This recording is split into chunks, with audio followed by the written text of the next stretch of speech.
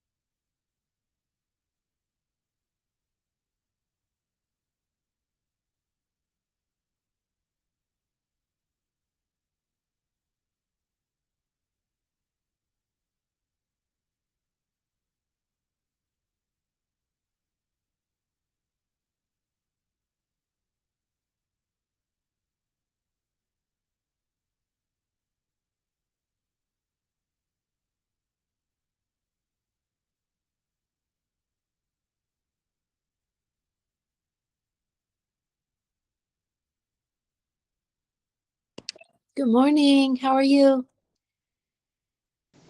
Hi. It's all right, thanks. So my computer is Um, not working. Working? No, so I'm on my phone. So I'm trying to restart my computer Mhm. to see if it will work. But can Don't you hear worry. me okay? I can hear you well. Okay, so I might do it Um, with no PowerPoint and just on the phone. I mean, you can try to send it, and I can try to share my screen. I think I can't the problem is I can't log into my email to send anything. Um, I tried restarting, but it's still not working. we still have 3 minutes. Don't worry, and we Okay. can begin late Let as well if we want. Okay, let me try restarting, and I'm just gonna charge up my phone just in case we have to stay with the phone. So just 1 second, I'm gonna grab my charger. Excellent.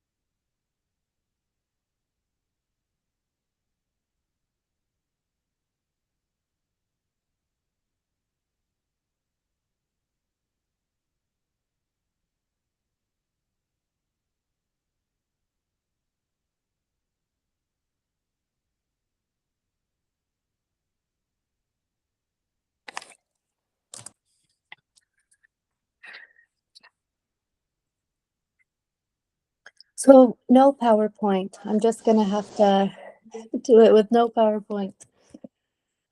It's all right. Don't worry.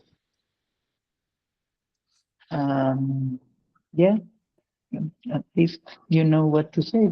Yeah. Talk about It horrible won't be a timing. problem for you.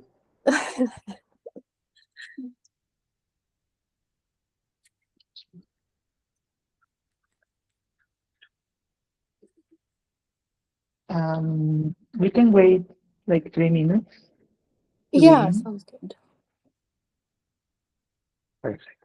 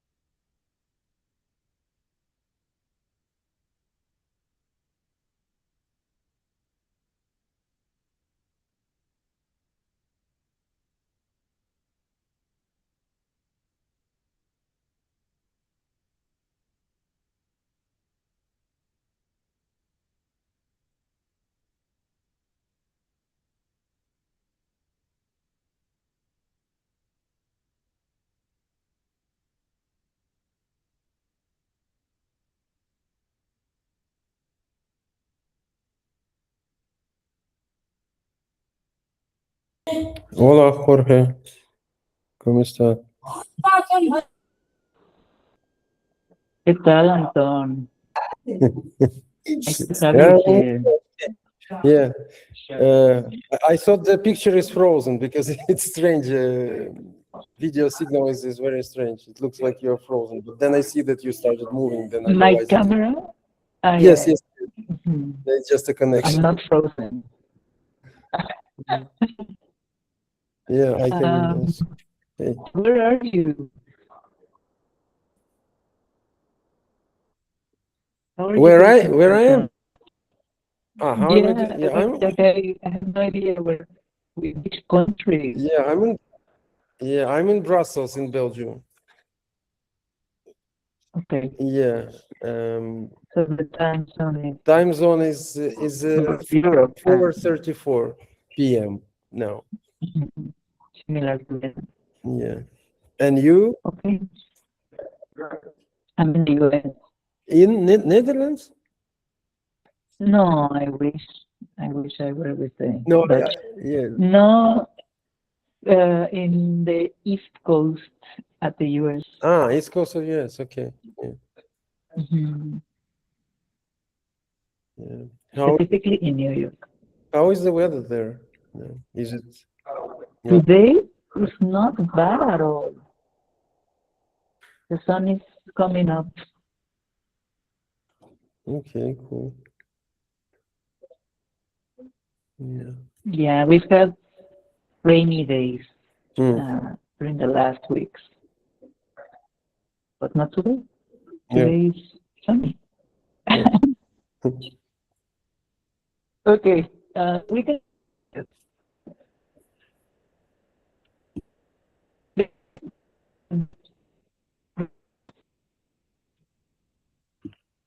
Connection is very unstable. I don't know if it's only me or for Megan it's the same.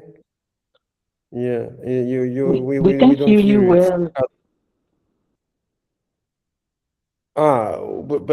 we don't hear you. Yeah, because when you're speaking, it's like so we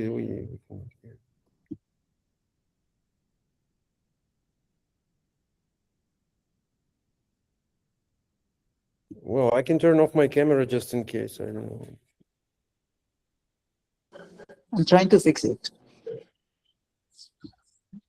I'll connect to a different Wi-Fi.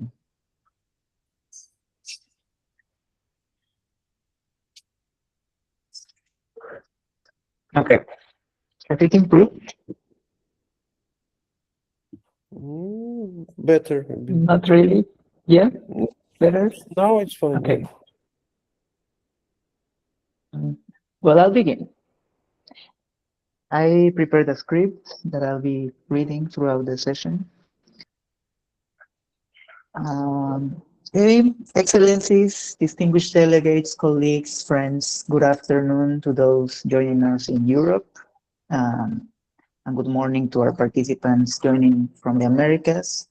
My name is Jorge in Spanish, and here we are at the side event for the Commission on Crime Prevention and Criminal Justice, organized by Agora in close collaboration with the International Network of People Who Use Drugs, the International Coalition for Children of Incarcerated Parents, and the International Center for Criminal Law Reform and Criminal Justice Policy.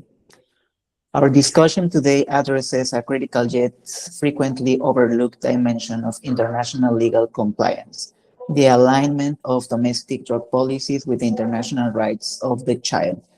The judicial and penal systems often operate under a paradigm that equates parental drug use with inherent child endangerment. This structural assumption frequently unfortunate illicit removal of children from their homes, particularly within marginalized communities. To anchor our reflections today, we recall Article 9 of the United Nations Convention on the Rights of the Child, which explicitly mandates that states must ensure children are not separated from their parents against their will unless competent authorities subject to judicial review determine that such separation is strictly necessary for the best interests of the child. To open our session and share perspectives from the front lines of global advocacy, it is my distinct honor to introduce our co-hosting partner for their welcoming remarks. Please welcome the representative from Input, the international network of people who use drugs, Anton Basenko.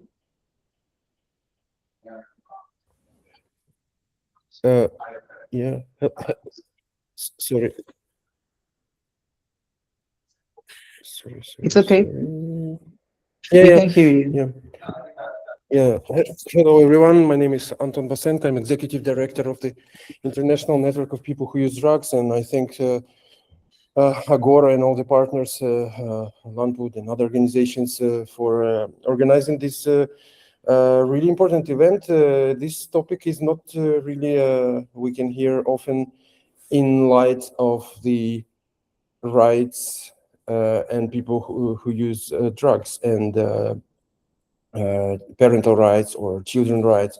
So I'm originally from Ukraine. Now I'm based in Brussels in Belgium, and I represent the the network, the only global network of people who use drugs, which unites 8 regional networks in all regions across the globe, and international network of women who use drugs.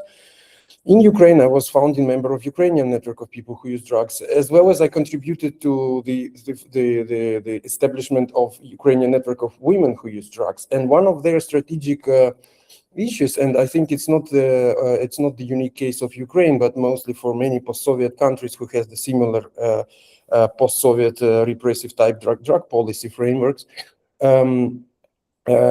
We see the systemic human rights violations in the sense that among the legal reasons for parental rights deprivation, it is only if person have diagnosed alcohol on drug or drug dependence. But here is how the reality looks like. Ukraine covers the largest opioid agonist therapy program in the region of Eastern Europe, Central Asia. There are very simple to be enrolled in this program. There are only 2 criteria, well, 3. One, to be more than 18 years old. If you're younger, then you need to like specific certificate from the parents. Second is to be diagnosed with opioid drug dependence. So you will be officially diagnosed once you are turning to OET patient in the public or in the state program. And signing on information consent.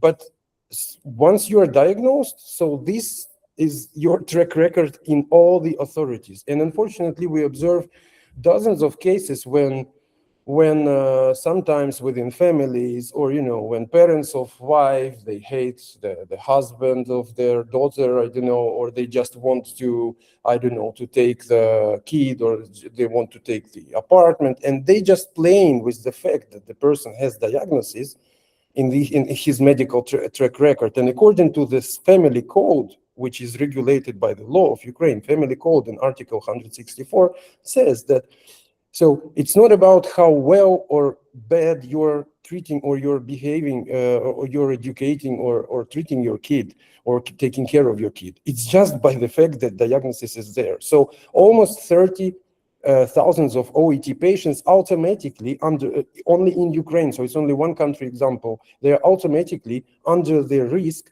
to be deprived of parental rights once they have a kids in certain situations. So, and this advocacy, we of course we are trying to advocate to change these things. It is difficult because of course it is not only changing the legal act, it's really changing the full paradigm of thinking of decision makers and generations of people who doesn't really understand what is drug use, what is drug dependence. They still, sharing that biased, old-fashioned information, far from scientific and evidence-based knowledge, what we know today about drug use and drug dependence, and that, the person can use certain medication and his life can be the same quality as the other person. They can be good parents as any other person. So diagnosis as such doesn't matter, it doesn't mean anything. But that's the reality we live in, and I think that today in this meeting, these debates maybe will bring some kind of solutions or ideas how we can together move forward, maybe also use some synergies between different organizations working in different levels, different constituencies and different regions. How we can work around such cases, which, as I said, is just one country example. But I know about other countries with the same context. So I thank you, and I'm open to any questions or comments. Thanks. Thank you for announcing our session in the reality of global advocacy, for highlighting the context in Ukraine and expressing the need of systemic reform. It is now my privilege to introduce our keynote speaker, Megan Tapp, and I will read her bio. Megan is a practitioner whose work focuses on criminal justice reform, equitable access to justice, legislative mechanisms. Her research specifically explores the intersection of mothers and children dating civil and family justice processes. Beyond her leadership in non-profit operations and legal advocacy programs, she serves on the boards of both the Canadian and the International Coalition for Children of Incarcerated Parents, MA in conflict and management, and is currently a doctoral candidate at the United Nations mandated universities. Today she will be presenting insights from her vital publication titled Children of Incarcerated Parents, the Impact of Criminalization for Drug Offenses in Latin America.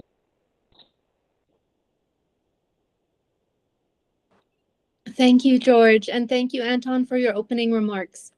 Good morning, good evening, good afternoon to my distinguished delegates, colleagues, and partners. Thank you so much for the opportunity to be here. I would like to begin by situating this conversation not only in policy, but in deep consideration for the lived experiences of the children we are going to be discussing today. My intention of this keynote is to bring attention to children whose lives are profoundly altered when a parent comes into contact with the criminal justice system. For many, this begins with a sudden disruption, often at the moment of arrest, and unfolds into longer-term instability, separation, and stigma. There has been growing recognition towards understanding the realities of impacted children internationally and across regions. As we have these global conversations, it is important to highlight context and understand how specific policies may peripherally impact children and the rights that they inherently hold. These conversations are particularly relevant at this point in time, recognizing the growing global female prison population and increased public support for punitive drug policies in the Latin American region. As George mentioned, the analysis I present today draws in part from a book chapter I recently co-authored titled Children of Incarcerated Parents, the Impact of Criminalization for Drug Offenses in Latin America. A common theme in global conversations around children of incarcerated parents is recognition of their absence in policy discussions. This absence is particularly notable when we consider the scope of the issue. Across Latin America and the Caribbean, an estimated 1.7 to 2.3 million children have a parent in prison, with nearly 500,000 affected specifically by drug-related incarceration. Despite this scale, these children remain largely invisible in policy design and criminal justice decision-making processes. As highlighted by local organizations and NGOs, this invisibility remains one of the central challenges facing this population. This gap is particularly concerning when viewed through the obligations of international law and the recognition that children themselves are independent rights holders. As George mentioned, under the Convention of the Rights of the Child, several provisions are directly relevant. Article 3 establishes that in all actions concerning children, the best interest of the child shall be a primary consideration. Article 9 provides that children shall not be separated from their parents against their will, except when competent authorities determine that such separation is necessary for the best interest of the child. Article 12 affirms that children have the right to express their views freely in all matters affecting them, with those views being given due weight according to their age and maturity. Taken together, these provisions establish a clear and legally binding obligation. Under international law, decisions which foreseeably affect children, including arrest, pretrial detention, and sentencing of their parents, must actively consider their rights, their relationships, and their perspective. The unfortunate reality, is that in practice, this consideration remains extremely limited. The disconnect between legal obligations and the reality on the ground needs much more structured attention. Recognizing children as independent rights holders reframes the issue from one of collateral damage to one of legal accountability.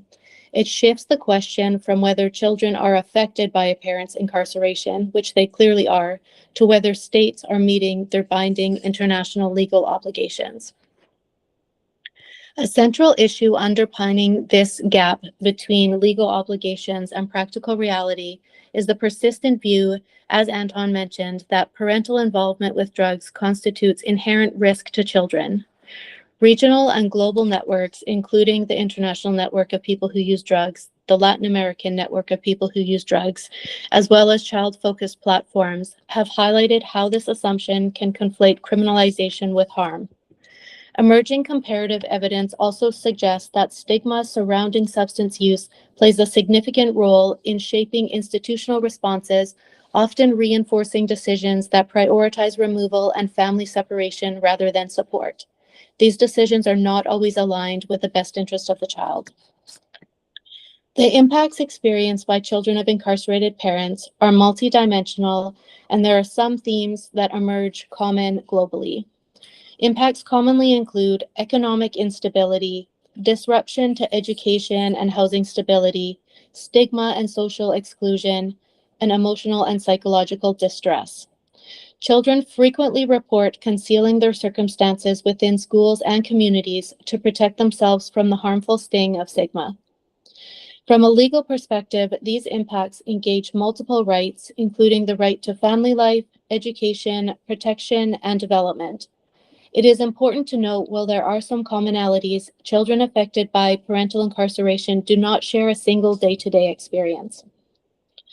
As highlighted in regional practice, they may live in a prison with their parent, maintain regular contact or experience no contact at all, be placed in alternative care, or be placed into family caregiving arrangements. The diversity of their experiences requires responses that are flexible, context-specific, and grounded in lived realities. However, it is difficult to develop these responses when impacted children remain invisible. At the center of these dynamics is family separation. In many cases, separation occurs not as a result of an individualized, evidence-based determination or assessment, but as a structural consequence of a criminal justice process. Reflecting global themes within Latin America, regional organizations have emphasized that separation is frequently treated as automatic rather than exceptional. This stands in direct tension with Article 9, which requires that separation be necessary, proportionate, and demonstrably in the child's best interest. Focusing on the gendered nation of current incarceration patterns is critical. Across the region and across the globe, female prison populations are growing rapidly. An important recognition for Latin America is that women are regularly imprisoned for drug offenses which occur at the low level, and they are often primary caregivers. Evidence from contexts such as Costa Rica shows that a very, very high proportion of these women are single mothers. As a result, enforcement practices which target low-level drug offenses frequently produce direct and immediate separation of children from their primary caregivers. Across much of Latin America, criminal justice responses to drugs have been shaped by mano dura approaches that prioritize enforcement, punishment, and incarceration. There is limited evidence that incarcerated low-level actors in drug markets disrupts organized crime in any sustained way. These individuals are easily replaced, while the financial and organizational structures that sustain criminal networks are left intact. At the same time, enforcement can play an important role when directed at higher-level actors, financial flows, and organizational networks. Strategic, intelligence-led interventions aimed at these higher levels can contribute to meaningful disruption of illicit markets. However, prevailing patterns of arrest and detention rarely operate in that way. Instead, enforcement often disproportionately targets those at the lowest and most visible levels of the drug trade. For children and families, the rights cost of such strategies are significant. Effective policy must distinguish between enforcement that is symbolic or indiscriminate and enforcement that is targeted, proportionate, and embedded within a broader framework that respects the rule of law and children's rights.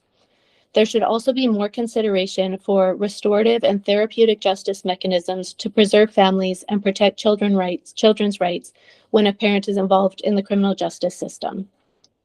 There is hope.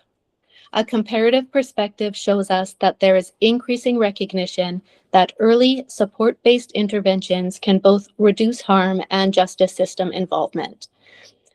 Early research shows that responses grounded in social and health systems can better promote child well-being. Health-centered responses to drug use, restorative justice practices, and community-based supports can address underlying risks while keeping families together wherever possible. Such approaches align directly with Articles 3 and 9 of the Convention on the Rights of the Child by prioritizing the best interests of the child and treating separation as a last resort rather than a default outcome. I would like to conclude by situating my own role.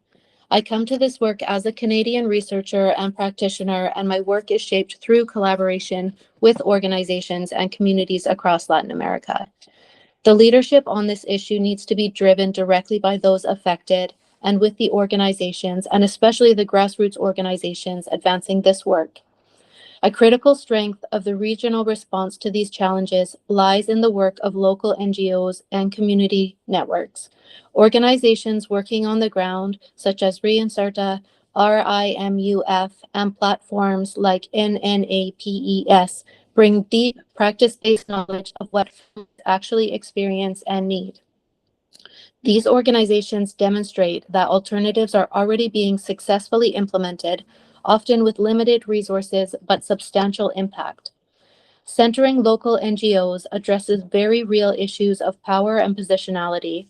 Regional actors are the leaders and innovators whose work should inform policy design at national and international levels. Standing alongside these organizations as allies means amplifying their knowledge and ensuring that international legal frameworks are realized in practice. Our collective challenge is not hindered by a lack of solutions, but rather the political will to scale and sustain approaches that protect children's rights while promoting justice, health, safe and healthy communities, and social stability. Thank you.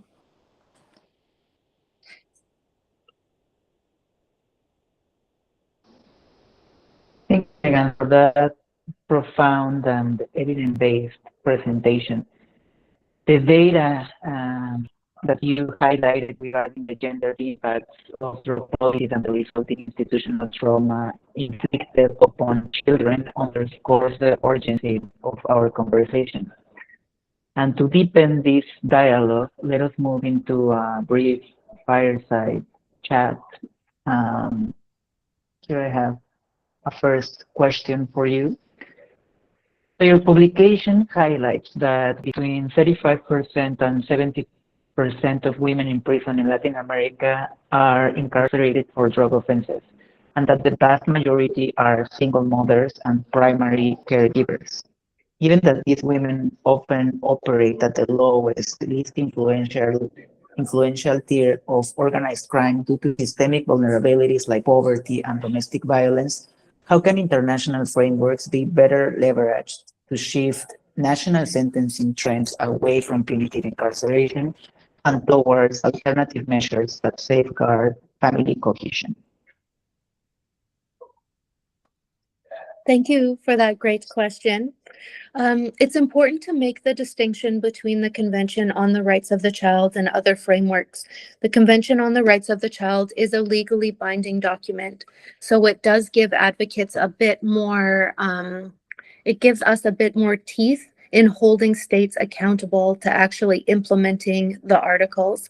Another fantastic international framework that's relevant but is not legally binding is the Bangkok Rules. And Bangkok Rules promotes non-custodial measures. When we're thinking about women who come into contact with the criminal justice system, I think we have to be realistic about the pathways that led them there. If you look at Latin America, Canada, globally, a common trend is that women who begin down a pathway towards criminal behavior are often already experiencing some sort of significant trauma or a need for additional social supports.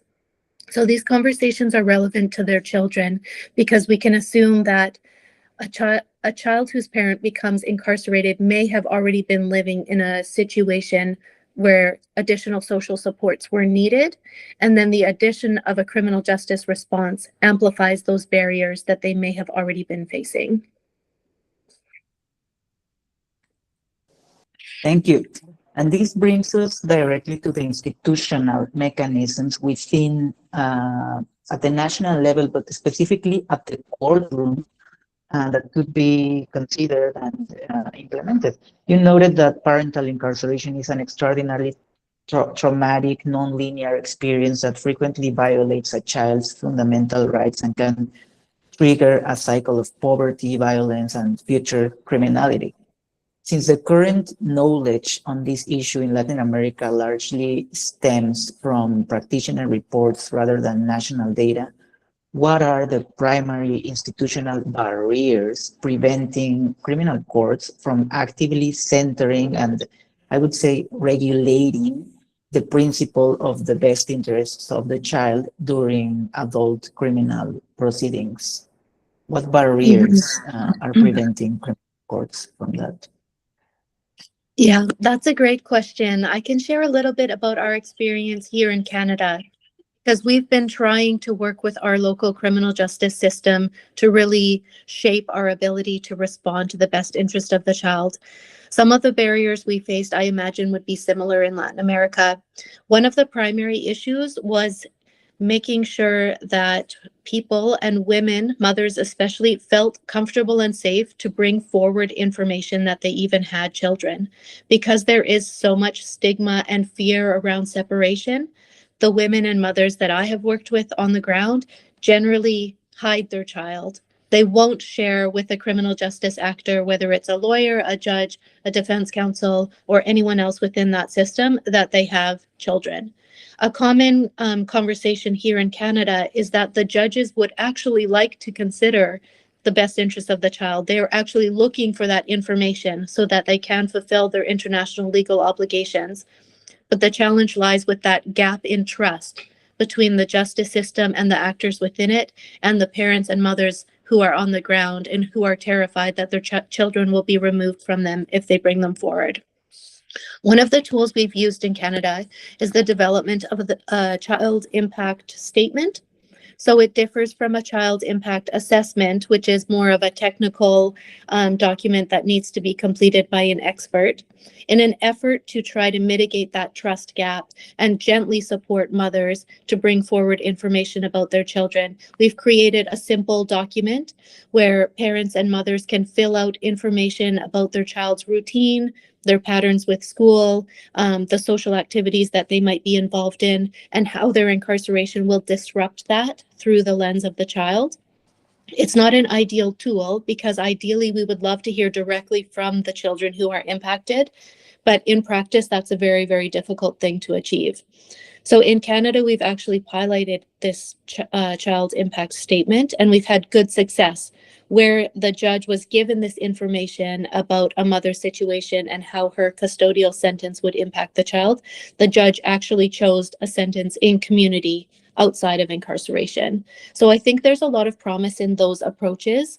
And I think there's a lot of value in different states sharing the different mechanisms that work for them and having coordination and information sharing on best practice. Let me dive a little deeper into these mechanisms. Is the document, the child interest assessment, mandatory for the courtrooms, or it's an optional tool that we have? So at this point, because this project is still in the pilot phase, it's optional. It's just an additional tool that lawyers can suggest to their clients that helps them bring information forward. At that point, it's up to the defendant to decide if they would like to use that tool or not. And just out of curiosity, are you working on evaluating the effectiveness of this assessment? No, in order to wait for the institutionalization of the mechanism and bring it to the policy level.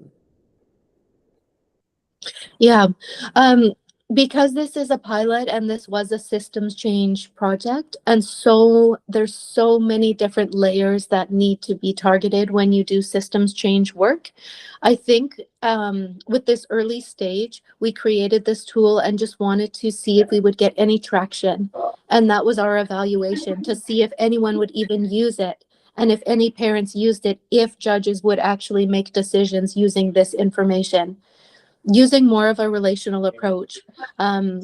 the defendant did share that information, and we got a positive outcome out of it. We got a non-custodial sentence. So I think that is an indicator of some real success and something that could be scaled up in the future. But again, our ability to implement these tools throughout the system is another barrier. There's only so much advocates can do unless you get buy-in from the actors working within that very complicated system. And that work is happening. It just takes time. Yeah, an essential paradigm shift indeed, no? So to conclude our fireside chat, your research indicates that the expansion of mano dura or tough on crime drug policies, and you also mentioned that during the presentation, has disproportionately impacted women, resulting in an environment where growing prison populations ironically allow criminal networks to expand control while deeply destabilizing state legitimacy.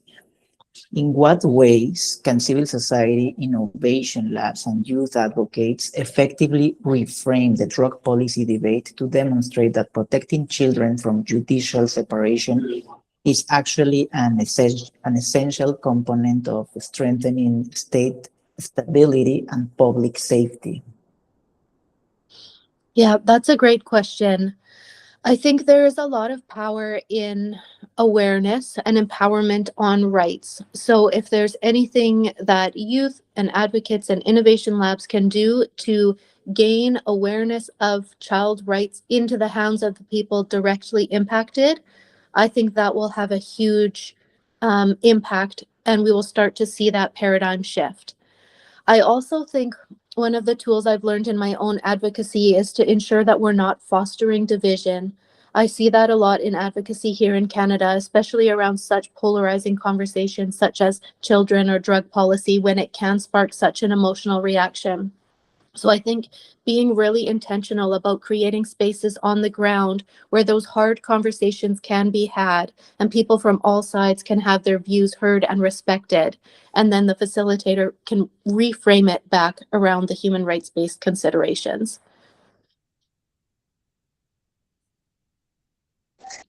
Polarization is a barrier that is difficult to overcome. No? So,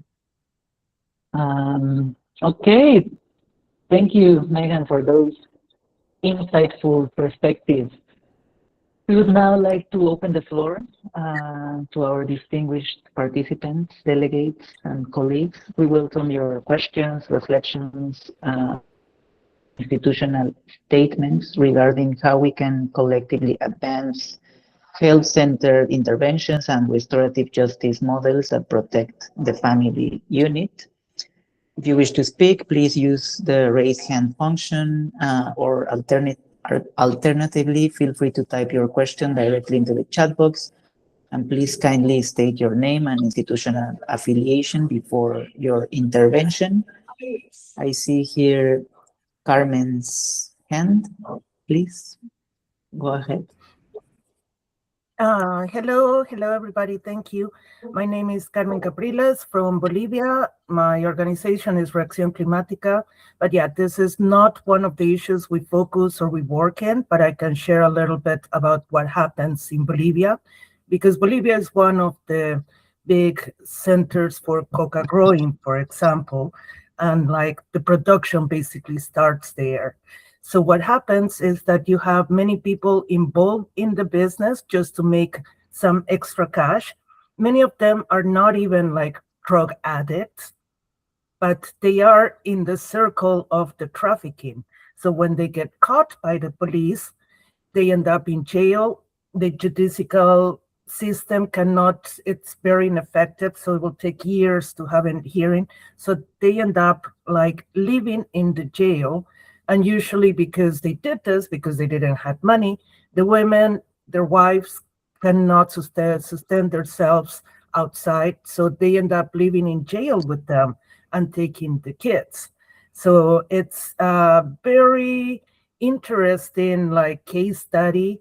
I don't know if somebody has done it. I have seen it, like being inside the jail and visiting friends, that their only crime was to like be caught with a couple of with some drug. I don't know how much, but yeah. So the kids at 8 a.m., all the kids, they open the doors to the jail, and all the kids like go out to, they're taken to the school, and then at noon they go back to jail from school.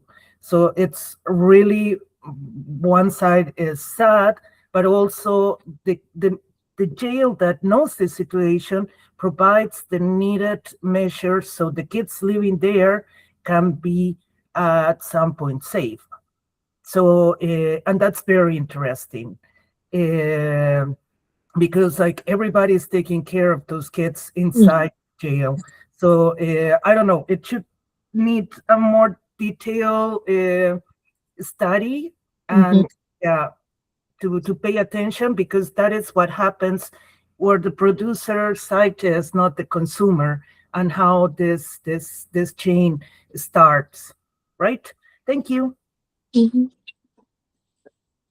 Thank you so much, Carmen, for your thoughts. Such an interesting case study. I can talk a little bit about this concept of children living in the prison with their parents. So some of the work that I've done on the International Coalition for Children of Incarcerated Parents actually involved us going over to South Korea and seeing the mother-child units, they call them there. It was done very well there. It was done in a trauma-informed, beautiful, clean space where the children really were cared for. I think a global debate around this is the effectiveness of it, and how do you resolve the tension where, on one hand, a child should not be living in a prison. No matter how trauma-informed it is, that's still not the right place for a child to be.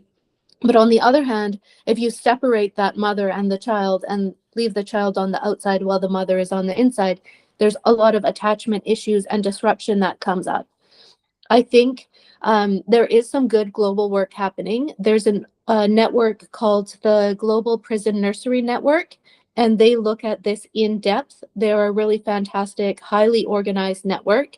It would be interesting for you to just check out their website and maybe even reach out to them, just to share the examples of Bolivia and see if there's anything that you can learn from their experiences as well.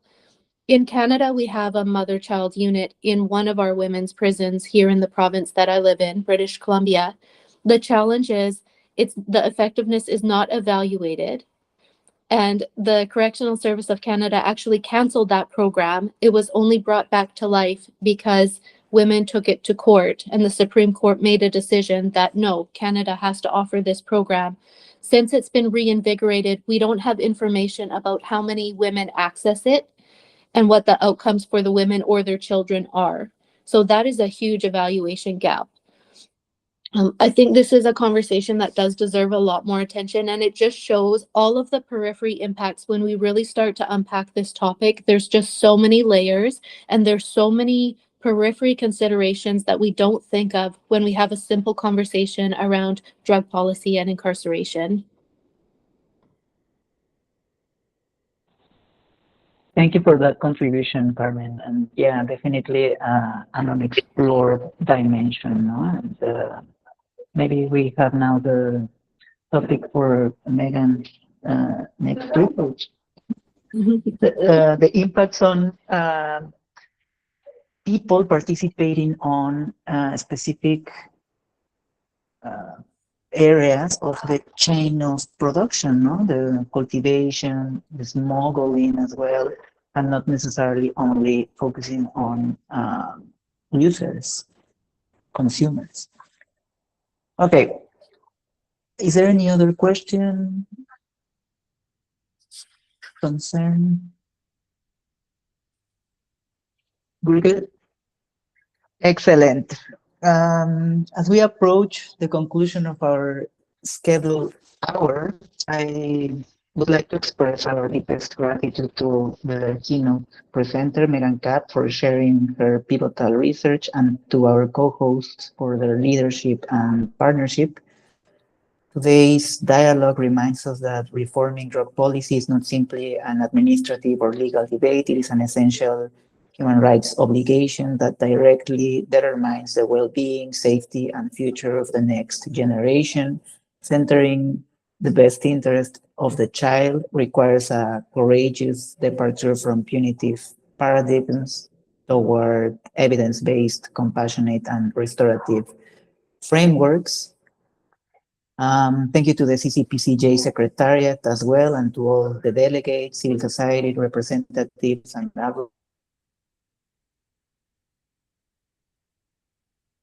collaboration. Wonderful remainder of the day. Thank you.